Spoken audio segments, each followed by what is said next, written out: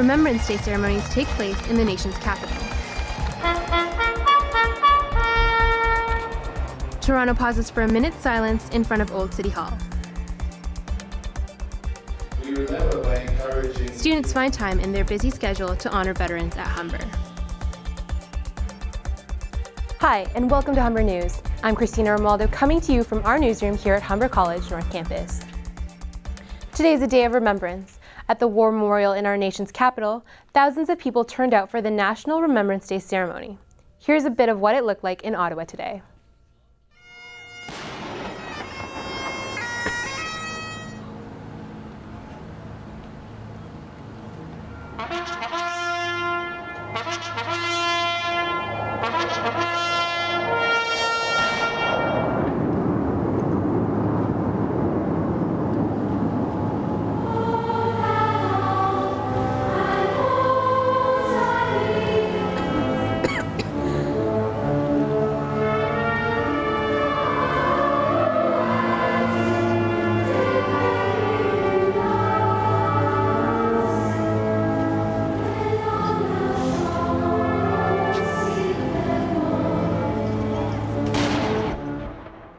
Here at home, there were several Remembrance Day services from Queen's Park to Sunnybrook Medical Center.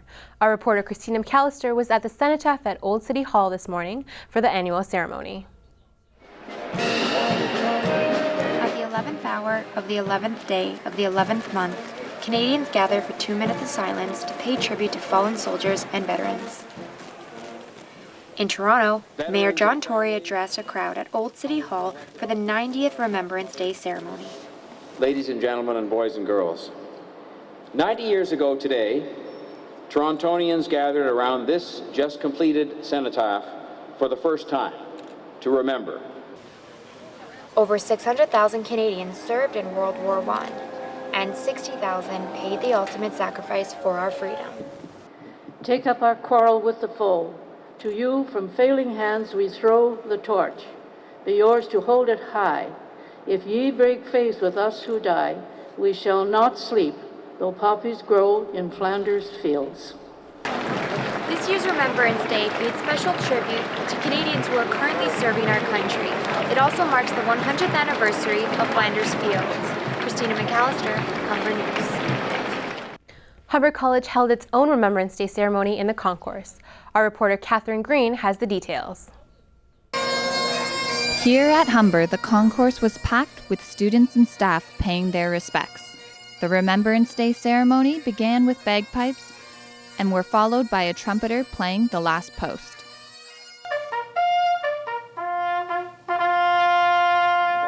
Officiate Carrie French shared with the room the meaning of November 11th. We owe these ordinary Canadians, actors in extraordinary circumstances, is not about politics.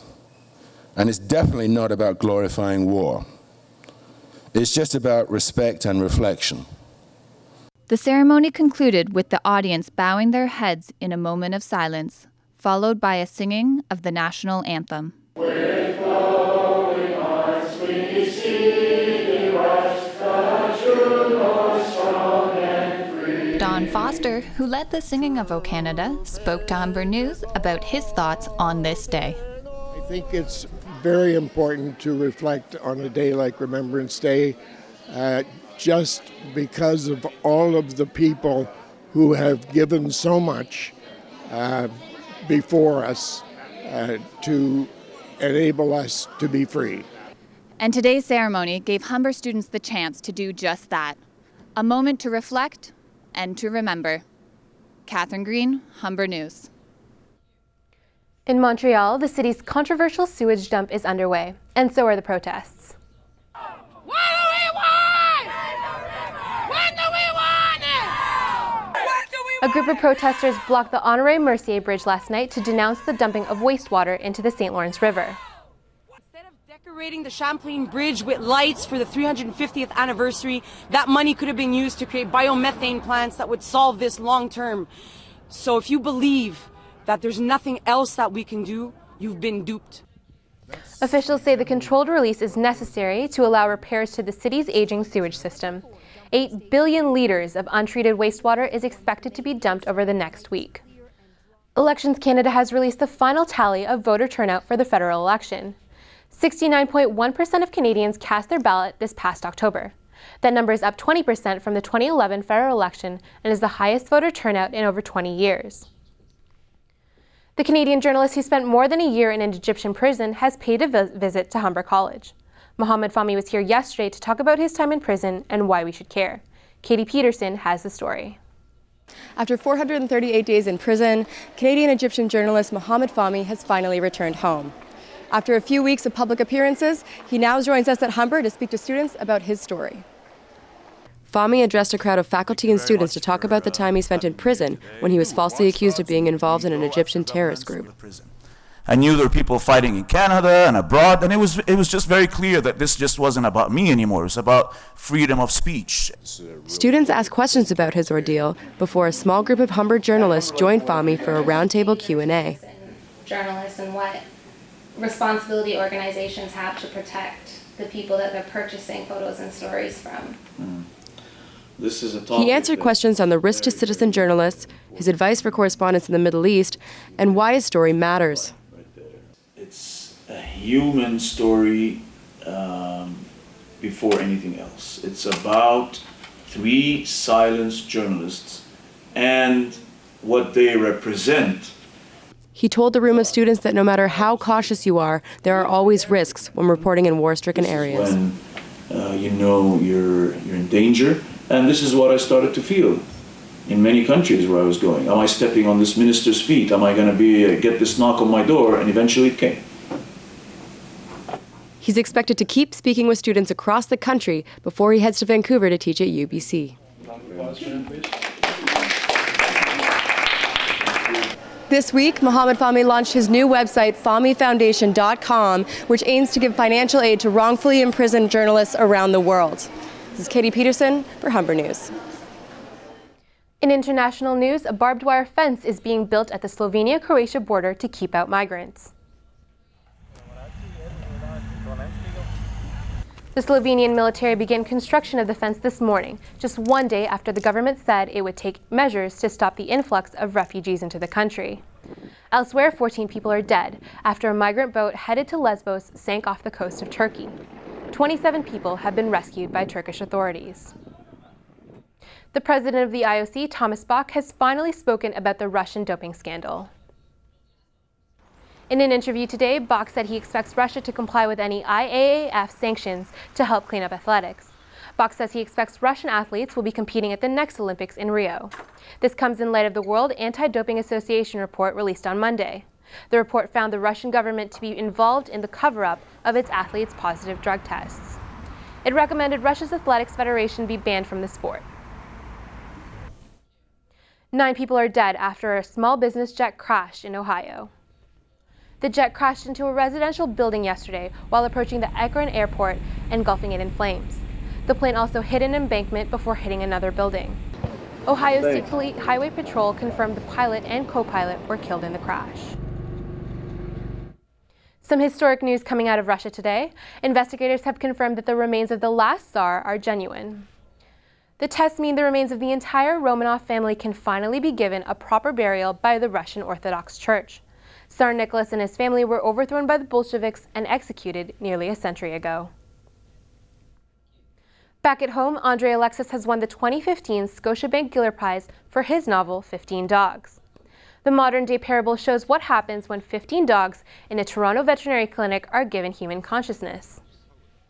I wonder, said Hermes, what it would be like if animals had human intelligence. I wonder if they'd be as unhappy as humans, Apollo answered. I'd like to thank my family, my mother, my father, my sisters, and my daughter, who have been incredibly helpful to me. Alexis is also this year's recipient of the 2015 Rogers Writers Trust Fiction Prize. In other four-legged news, some talented canines are showing off their skills at the Royal Winter Fair. Our reporter Samantha Singh got backstage access to the Super Dogs and has the story. 5 minutes to the Super Dogs, everyone. Jolly good. Find a seat. See you soon. Enjoy the show. It's a typical show day for the stars of Super Dogs. Before each show, there's a meeting to plan out what dogs are in the show and which handlers will participate. Handlers have 30 minutes before each show to prepare the talent and dress them for the show. Most handlers say that they start training their dogs the moment they get them, and they have to audition to get into the show. This here is Cole, and we're here with the President's Choice Super Dogs, and we're here to play. We have tons of fun out there performing for children, adults of all ages. Super Dogs is on throughout the Royal Winter Fair with multiple shows in a day. In a 4-day show, they mix it up so that each showcase is slightly different.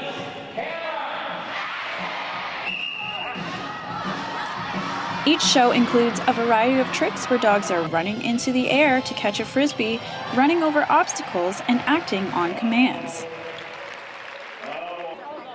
And of course, after the show, the Super Dogs take time to meet their fans. So Harry Potter, how do you feel about today? Excellent? Fantastic? Well, that's what Harry Potter had to say about his performance today. You can still catch Super Dogs at the Royal Winter Fair until this Sunday. Samantha Singh, Humber News. California rapper Snoop Dogg has unveiled his new line of cannabis products. The product line Leafs by Snoop includes marijuana flowers, concentrates, and edibles, all selected by D.O.G. himself. The line will be sold in medical and recreational dispensaries in Colorado, where cannabis is legal. With 8 different strains to choose from, the selection is off the hizzle faux shizzle. The so-called king of cannabis is known for being a weed connoisseur and is sharing his expertise through these doggy treats. When we come back, we'll tell you what's happening in the world of sports, and Amanda Tuesday will have your 3-day forecast. Meteorologist's favorite reptile? A blizzard. Luckily, we won't be seeing any of those anytime soon. I'll have your full 3-day forecast after the break. But for now, we leave you with this. It's a bird, it's a plane, it's a man flying around the Statue of Liberty with a jetpack. This apparently crazy man says he's invented the world's first and only true jetpack. According to its website, the jetpack can take you more than 10,000 feet in the air and can reach speeds of more than 160 kilometers per hour. Guess maybe we could call that a New York state of mind.